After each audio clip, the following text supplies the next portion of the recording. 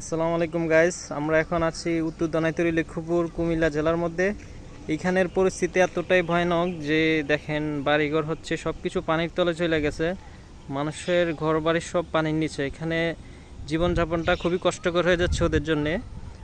আমরা দেখি ওই যে ওইখানে একজন দেখতে পাচ্ছি, ভাইকে জিজ্ঞাসা করি তাদের পরিস্থিতি। আসসালামু আলাইকুম ভাই, কি অবস্থা আপনাদের এলাকায়? যে পানি নিচে চলে গেছে, এখন আপনার কি পরিস্থিতি, আপনার কি মনে হইতেছে? ভাই না খাইয়া মরতাছিও, আর কইেন না। আচ্ছা, তো ভাই আপনারা তো দিনে এনে দিনে খান, তাই না?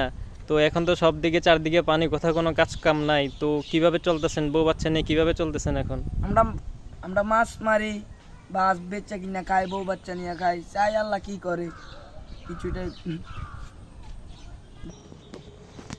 তো ভাই এই যে মাছ ধরেন, যে আপনারা মানে কি কি মাছ পান?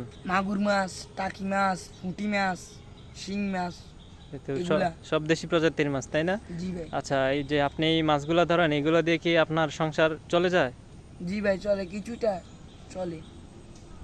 আচ্ছা আচ্ছা আচ্ছা। তো গাইস, আমরা দেখতে পাচ্ছি এই এলাকার মানুষ মানে খুবই আতঙ্কের মধ্যে আছে।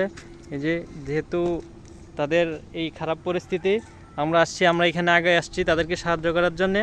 আপনারাও চাইলে আমাদের সাথে যোগ হতে পারেন। আমার বিকাশ নাম্বারে ইনবক্সে দেওয়া থাকবে, আপনারা চাইলে এখানে টাকা পাঠাইতে পারেন। তো তাদের জন্য দোয়া করবেন। আল্লাহ হাফেজ।